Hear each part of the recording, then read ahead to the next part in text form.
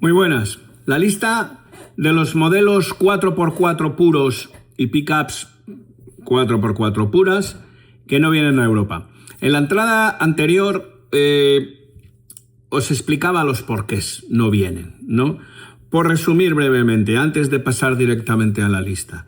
No vienen principalmente por el tema de emisiones del CO2, del nivel de flota. Como os explicaba, los coches, la venta de un fabricante tiene que tener 95 gramos por kilómetro de media de flota. Si la media sube de esos 95, tiene que pagar una multa de 95 euros por todos los modelos vendidos, no por los modelos que se pasen de los 95 gramos. La inmensa mayoría de los modelos 4x4, pickup 4x4, exceden, y muchos por mucho, este nivel, esta media. Y es por eso que se limita muy mucho su entrada. ¿Están prohibidos en Europa? No. De hecho, o de facto, no están prohibidos. Indirectamente sí, totalmente sí, prohibida su venta. Por las casas oficiales, como os decía en la entrada anterior, que os dejaré la entrada al blog, existen las importaciones paralelas. Primer concepto de prohibición o de por qué no entran. Segundo, todas las normas de seguridad y todas las normas ADA. Para entrar en Europa, estos coches, los coches todos, para poder venderse en Europa, deben cumplir unas normas de seguridad para peatones y demás, quiero decir, de estructura de carrocería, y tener unas ADAs, un componente, digamos, de elementos electrónicos, como puede ser el stop and start, que si estás cansado, el aviso de colisión, un montón de cosas que tienen que cumplir sí o sí estos coches.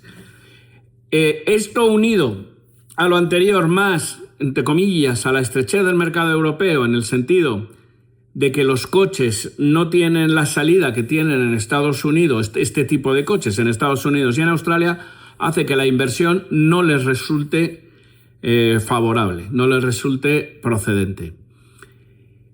Estos serían los motivos. Estos son los motivos de por qué no vienen y son los motivos de los que vienen, por qué vienen tan caros. Una consecuencia directa de estas restricciones, os comentaba yo la última vez en la entrada anterior, es que los 4x4 puros y los pickups puros han pegado un subidón en precios impresionante.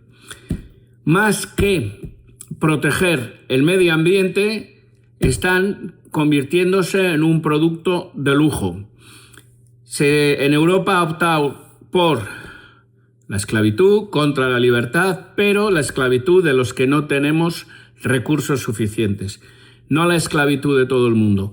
Para ser ecologista, realmente ecologista, hay que tener mucho dinero para tener opción de ser ecologista. Para no tener opción de no ser ecologista, con ser una persona normal basta, porque eres ecologista por narices, y si no, te hacen ecologista ellos. Sin perjuicio de que esto sea ecologismo, eso lo dejaré para otro caso. Bien, analizados los porqués, os voy a dar una lista, os voy a dejar una entrada de blog, que os la dejaré en la caja de descripción. No sé si entrará, pero intentaré meter la lista de los coches no vendidos. En este caso os pido que la aviséis, la corrijáis y me deis, digamos, el feedback de si falta alguno, sobra alguno o alguno no debería estar en la lista, ¿vale? Porque sí vienen. Os recuerdo, pickups y 4x4 puros. ¿Qué son pickups en la encuesta esta, en la investigación esta? 4x4 puros que tengan tracción 4x4 y bloqueo central. Si no tienen tracción 4x4, que sea una tracción 2x4 y que se pueda poner en modo, se pueda bloquear a tracción 4x4. Ese cambio vamos a considerar, o hemos considerado, que es un bloqueo central. Eso es lo mínimo que tiene que tener.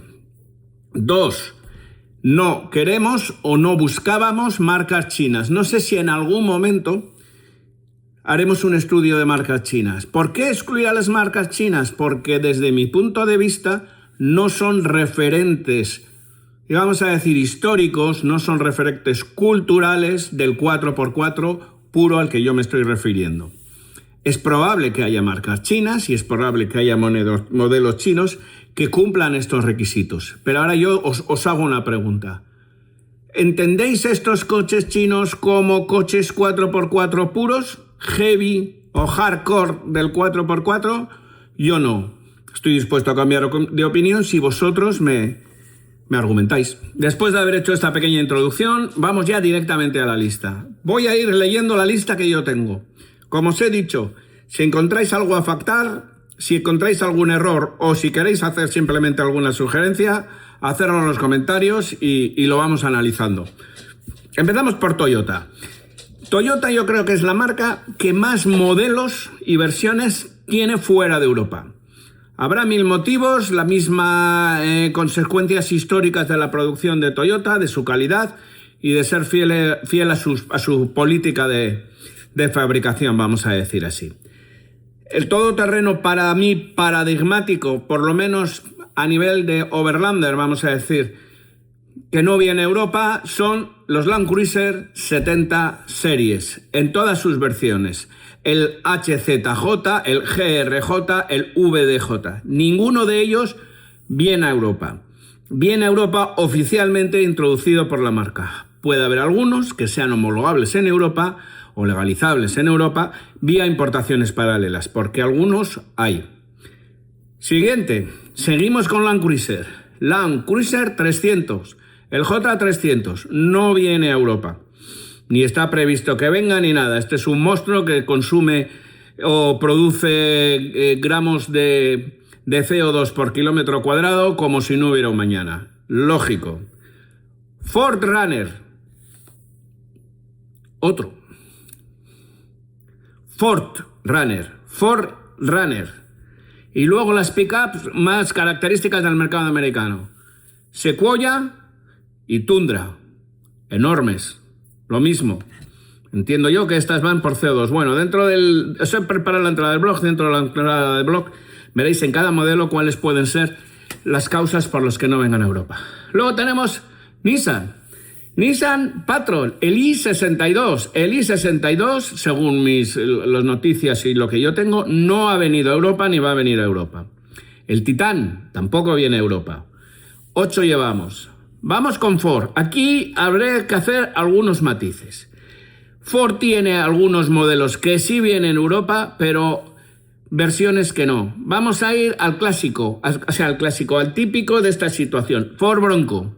Ford Bronco llega a Europa. Tiene 2 versiones, creo que son. Badlands y no me acuerdo cómo se llama el auto. Y Outback, no me acuerdo cómo es. Bueno, da igual.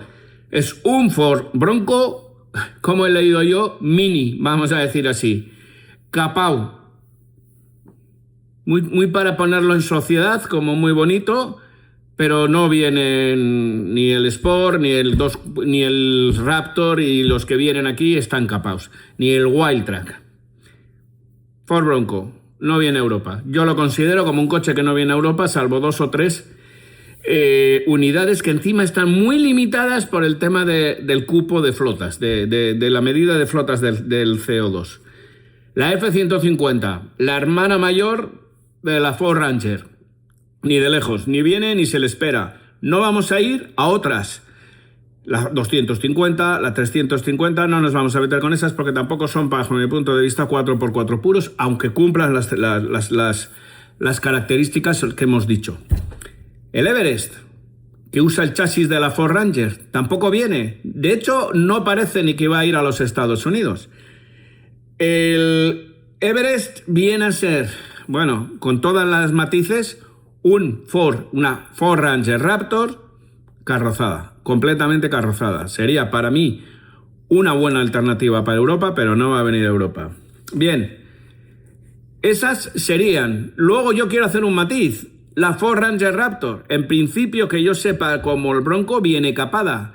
No sé si viene a Europa con 350 caballos, cuando en Estados Unidos empieza en 450 caballos. Vosotros me corregiréis, pero creo que va así. Luego Ram misma, dentro de la marca de Stellantis, Ram y Jeep, viene Ram, que no trae ninguna de sus pickups, ni la 1500, ni la 2500, ni la 3500. Vamos a decir así que la 2500 y las 3500 son claramente para el mercado americano, pero la 1500 sí que podría venir a Europa. No va a venir. Luego, Jeep. En Jeep hay un matiz importante. Jeep tiene el Jeep Wrangler y el Gladiator. Es verdad que hasta ahora sí han venido con el Rubicon, el Sahara, no sé cuántas versiones. Y que el Gladiator, también estuvo con sus versiones en Europa. Pero van a limitarse a mixtos eléctricos enchufables, no enchufables.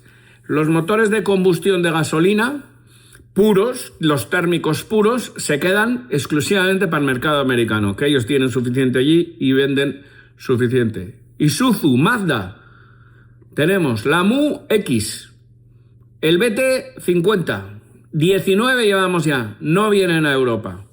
En principio no vienen o no se prevé que vengan. Bien, aquí sí que es verdad que muchos de estos modelos sí han venido a Europa, pero estamos hablando actualmente no vienen o en un futuro no van a venir a Europa, en un futuro próximo.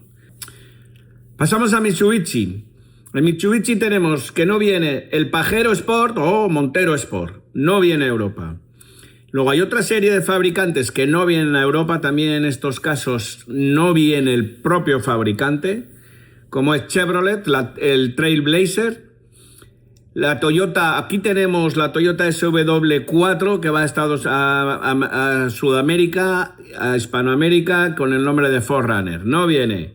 El Mahindra Scorpio N tampoco viene. Y luego hay dos modelos que se prevé para el próximo año, de hecho ya son realidad por lo menos uno en Australia, que no van a venir a Europa.